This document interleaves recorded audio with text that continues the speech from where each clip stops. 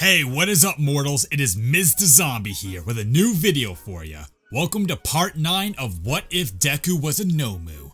I just wanted to greet you guys by saying sit back and relax. You're in for a treat. So, we begin.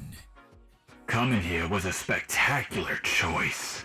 Not only was the intel good, but with this new quirk, my limit just got boosted from 12 to 20. With a look of contemplation on his face, he casually strolled down towards Uraraka and his other targets. 9 felt fantastic. Stay away from us!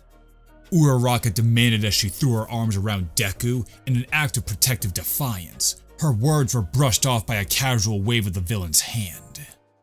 I didn't come here to play with children, little girl. 9 replied. I came to settle a debt before setting this world straight. I wasn't even aiming for him. But given who I hit, I'd say it was a lucky shot in the dark. 9 continued his stride. Gotta hand it to him though. If he was able to defeat someone like him, 9 nodded towards Overhaul. then he must have a quirk that's worth taking. Just like his old man. Tell you what, I'm feeling generous. Leave the kid behind and I'll let you keep your quirk and your life. But if you resist me, then you won't live to regret it, kid. Incensed, Uraraka made the worst decision she could have made at this very moment. Activating her quirk, she made Deku weightless, and with all her strength, she threw him as far away as she could, before deciding to fight this new villain head-on. She loosed a pair of steel wires from the weighted support items on her wrist, before swinging them at the villain. 9's response was to simply raise his right hand and fire 4 lasers at her, which all hit her center mass.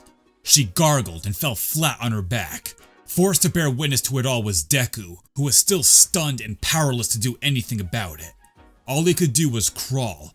With a blank look on his face, he weakly crawled towards her, ignoring his surroundings. When he made it to her, he could see the pain on her face. Seeing her like this felt like having his heart torn out of his chest.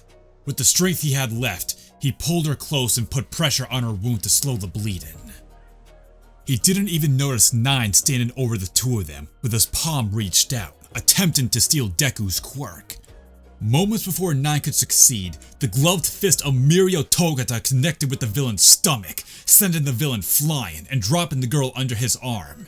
Mirio caught the unconscious girl and laid her down near Deku and Uraraka. "I'm sorry," the new holder of One For All muttered before chasing after 9. Deku! Uraraka choked out as tears trailed down both of their faces. You have to come back, Deku! Please! As she continued, the Nomu graft awakened and wrapped itself around her waist and chest, doing a far better job of stopping her bleeding. I tried so hard to be like you, and I failed. I wanted to save, to bring you home, because for once, I wanted to be your hero. She reached out for him with a shaken hand and touched his face. When we first met, I knew I wanted to be your friend, she said, straining to speak to him. Then you saved me. You were there for anyone who asked without asking. When you were gone, when they took you away from us, nothing felt real. Izuku took hold of the hand on his cheek. I remember you, Uraraka. It feels like I'm swimming in my own head. And every time I get to the top and take a breath, I'm dragged back down. I'm so sorry. An influx of memories came rushing back to him after being struck by 9's lightning. All Might, his mother Inko, Uraraka, and all his friends from UA. Deku, come closer. When he leaned in, she laid a gentle peck on his lips that could only last a moment. I love you, Deku.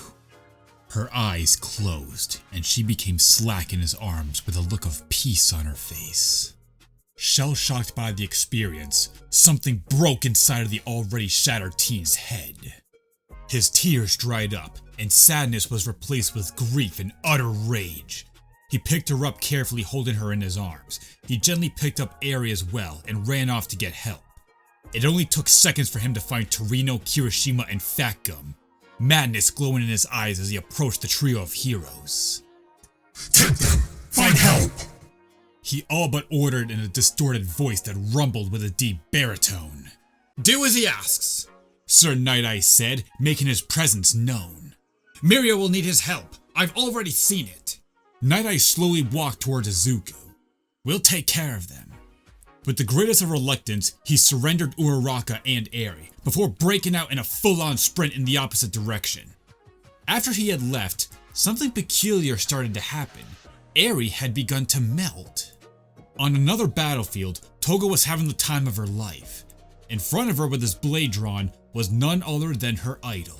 Stain glared into her soul, and it made her heart sing. I can't believe you're actually here! She said from behind a face-sitting grin. She had always hoped to run into the infamous hero killer, but never expected for him to come and find her first. Where is the boy? Where's all my son? Stain demanded. You're not gonna try and hurt him again, are you? Cause I tried to drink his blood once, and his new arm almost broke my neck. Toga giggled, cherishing every moment of this conversation. Stain was the embodiment of freedom to her many others.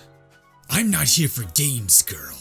If you won't talk, I'll make you answer, one way or the other.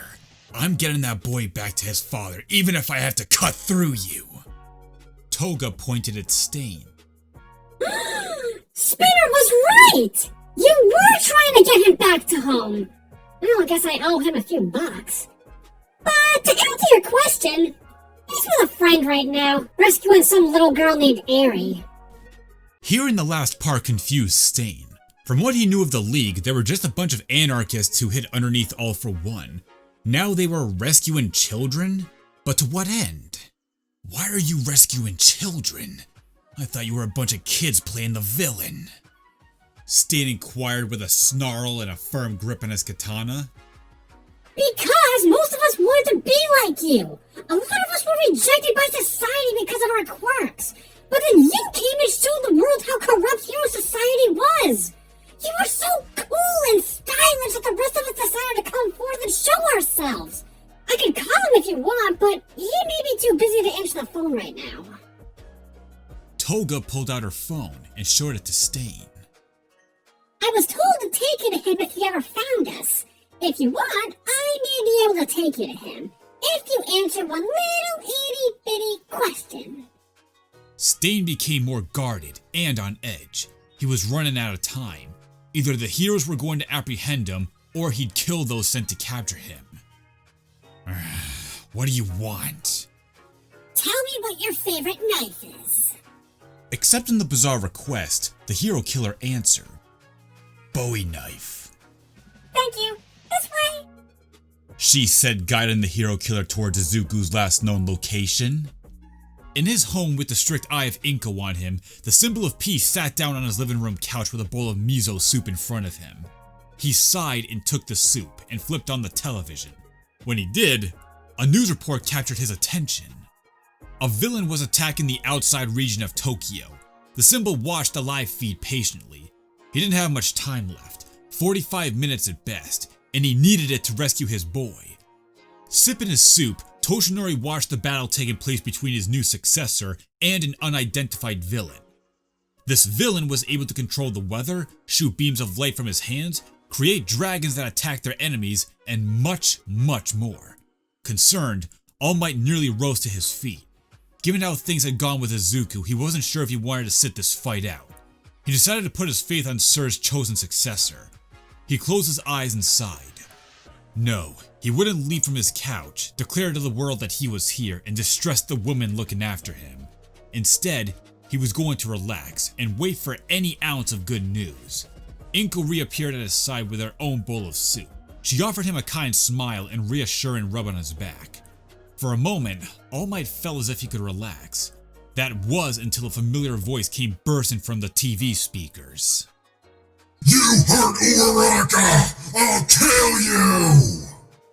Both adults turned their undivided attention towards the TV screen. With a look of murder on his face was their son, in one form or another.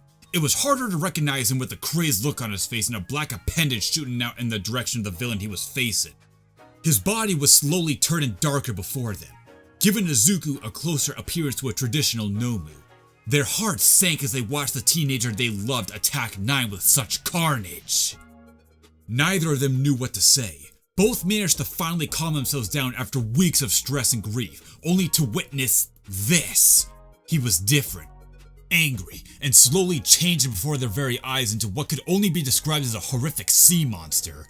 Izuku cried out, bellowing out a cry of primal fury on all fours, as Deku's cries of fury turned into one of pain. His skin had turned into a charcoal black. His teeth were a jagged assortment of sharp, nearly translucent daggers. A feral snarl escaped his lips before he leapt into the fight. Without a word, Toshinori flipped the TV off. He didn't want Inko seeing any more of what she saw. He got up and went directly for the door. "I'm going." A moment of silence passed between them. Be careful, Toshi, Inko muttered. "I know. I'll do my best." All Might reached for the embers of One for All, then left to find his boy. Meanwhile, Mirako watched the trio of Mirio, Togata, Deku, and 9 engage in a fierce battle, one she would gladly join in, if she wasn't being cut off by a wolfman. "Hey big guy, what big teeth you have," she said, commenting on the row of teeth he had been showing while smiling at her.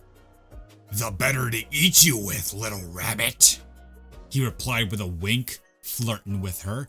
A chuckle escaped her lips. "Well, aren't you a barrel of fun?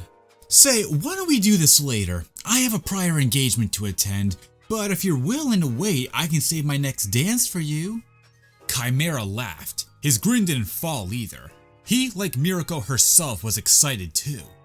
Since things had become tense due to All Might, no one was cutting loose for fear of ending on his radar. Now, months after sitting around, he was finally able to run wild. "I'm afraid I'll have to insist on having the first dance. I hope you won't mind if I take the lead," the wolf man said, flexing his muscles. "Not at all, as long as you don't mind me stepping on your toes."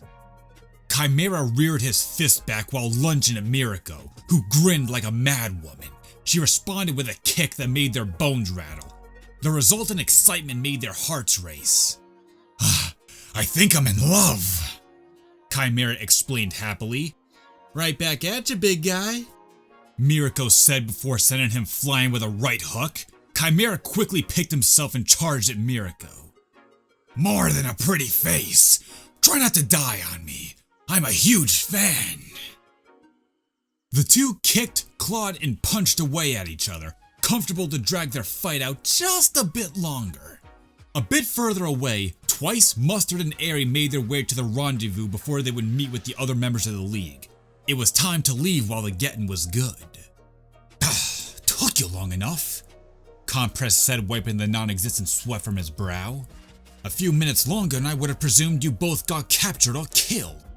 It's getting crazy out there. I guess we failed our mission." "Who's this? And where's Starfish?" he asked, hoping for the best. Last I saw him, he was fighting Overhaul. Mustard answered as he caught his breath. Some crazy guy came after us. If Twice didn't make copies of us, we would have been done for. The gas masked villain said it with dread. "Yeah, man, he was like crazy strong. He looked like a cosplayer." The members of the league were so busy speaking amongst themselves, they didn't notice Toga and Stain's arrival. "Where is he?" the hero killer demanded as he scanned the faces before him. To Toga's merit, she was telling the truth about there being a little girl. Mustard and Twice pointed in the direction they came from immediately. None of them wanted to be on that man's bad side. The man growled, noticing Airy hiding behind Twice's leg. He pointed his katana at the group of misfits. "Drop her off with the authorities, or else I'll find you again." Stain left with Toga hot on his heels. The other members of the league didn't know what was coming next, but they knew that whatever it was, it'd make an impact that they'd be feeling for a long time to come.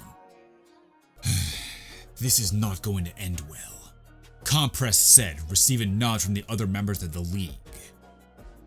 Thank you all for indulging yourselves in the story thus far. I hope you enjoyed it. Now there are a few more things that I'd like to go over before this video ends. Firstly, we've got a second channel called Anime Deep Dive. Anime Deep Dive goes deep into the facts and lore of a wide variety of anime. It's sure to expand your weeb knowledge for all kinds of series guaranteed. On top of that, we have a third channel called We the Celestials Naruto What If. It's what we do on this channel already, but in the vast world and lore of Naruto. Go check it out if you're in the mood for some jujitsu action.